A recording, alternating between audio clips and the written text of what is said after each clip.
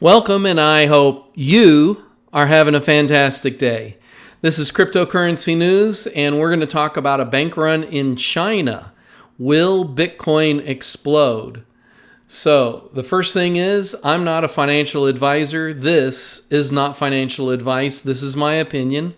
I am not smarter than you. You are smarter than you realize. Do not trust what I say. Do your own research. And this last one is always important. No matter who you're listening to on the internet, it's always a good idea to see if you can find somebody else, some other website, some other article that corroborates what you've heard from the first website. Because as we all know, there's fake news out there. So, there was a bank run in China, in rural China, and it tests the faith of thousands of lenders. It started with an unverified rumor from an obscure social media account. Yichan Rural Commercial Bank was insolvent. Within hours of the post on Tuesday, more than 1,000 worried customers had lined up to withdraw their money. By Wednesday, a run on the bank had prompted local authorities to arrange for more than 30 billion yuan, which is 4.3 billion US dollars, of liquidity injections. Branch staff sought to restore confidence, they displayed stacks of cash to convince depositors there was enough to go around. While the panic appeared to subside on Friday, the episode marked the latest test of faith in more than 2,000 rural Chinese lenders that collectively control 5 trillion of assets. Confidence in their financial strength has dwindled since May, when the government seized the bank for the first time since 1998 and imposed losses on some of its creditors. At least 2 more small Chinese lenders have subsequently required bailouts. And so there's a certain amount of banking institutions in China that are going through liquidity issues, and people are obviously concerned enough that some of those banks are going to close, that just a fake rumor was enough. And that's why I was making the point earlier, you got to check things out. Don't just go rushing off and doing something because some rumor hit whatever social media you listen to, whether it's Twitter or Facebook or something else entirely.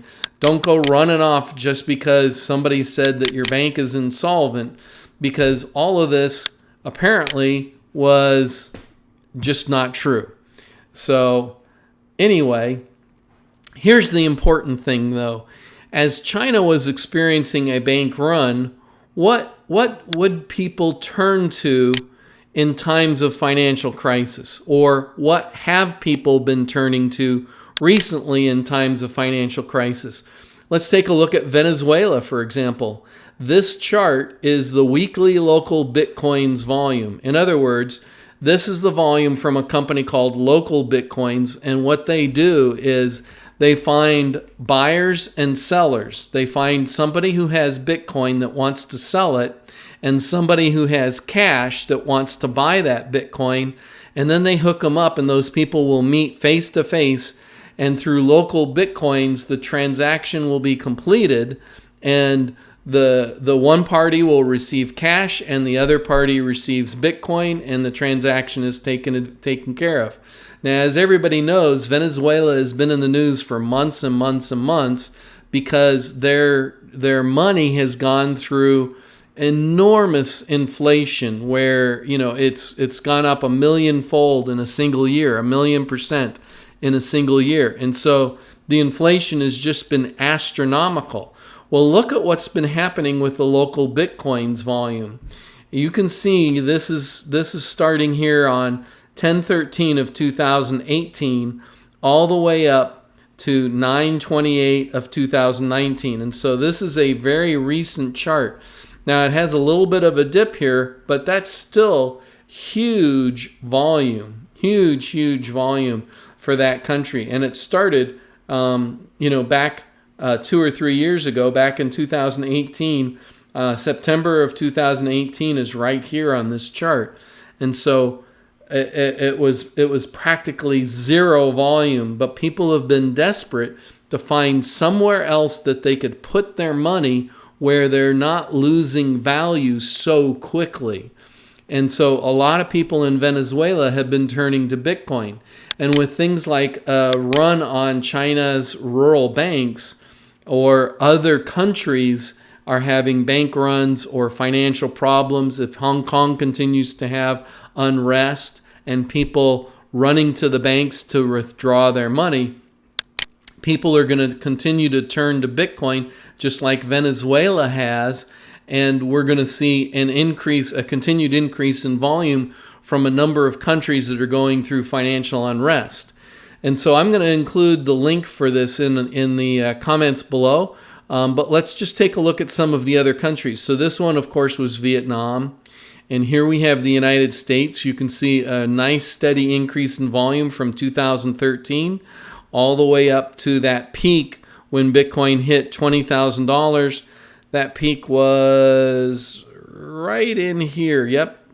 So you can see right around December of 2017 that the volume on local Bitcoins increased just right along with the dollar amount.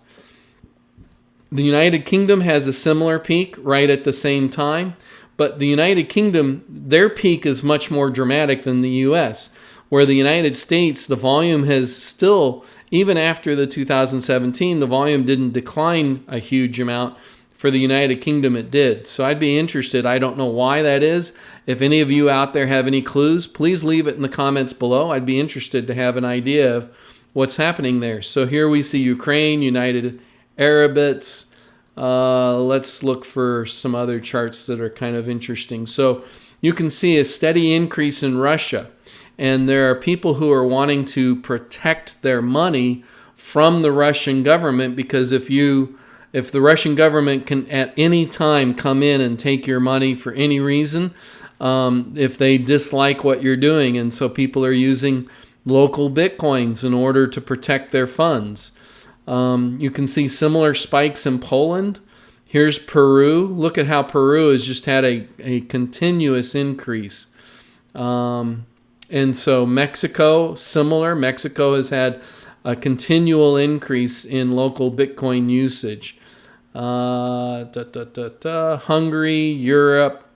Oh, here's one of the other ones. Hong Kong, you can see this huge spike that exceeded the 2017 high when Bitcoin hit $20,000. And this spike is because of the Hong Kong unrest. So huge amounts of people were taking their money out of banks and investing right there into Bitcoin. And so all of these are things that are going to drive the price of Bitcoin as we have various countries around the world. Here's Chile. You can see Chile has just had a continual increase in volume, even beyond what they experienced in 2017 when Bitcoin hit the 20,000, which is right in this area. So they've gone beyond that a number of times. China has had some interesting numbers. And in China, it's actually illegal for you to buy and sell Bitcoin, to trade Bitcoin. And so it's interesting that China is still quite active on local Bitcoins and transferring money. Argentina is another one that's been in the news for financial crisis issues. And you can see how it's just had a continual growth. You know, back here is 2018. And so all through 2018 and into 2019, it's hit new highs on a regular basis. So, and then this is the global or total amounts of volume for local Bitcoins. And of course, you can see the spike from when Bitcoin hit $20,000 back in December of 2017. So, I hope you found it interesting. How can I be of service to you? You know, I'm convinced that if you have lost money with Bitcoin, or if you've lost money with other investments, in my opinion, it's not your fault. What we're trying to do is we're trying to give people information and education so that they don't lose money with crypto in particular. And some of this will apply to other investments. And so we want to help you increase your wealth. So whatever we can do to help you, how can we be of service, please leave comments below. In the meantime, I hope that you'll like, subscribe, and hodl. Have a great day.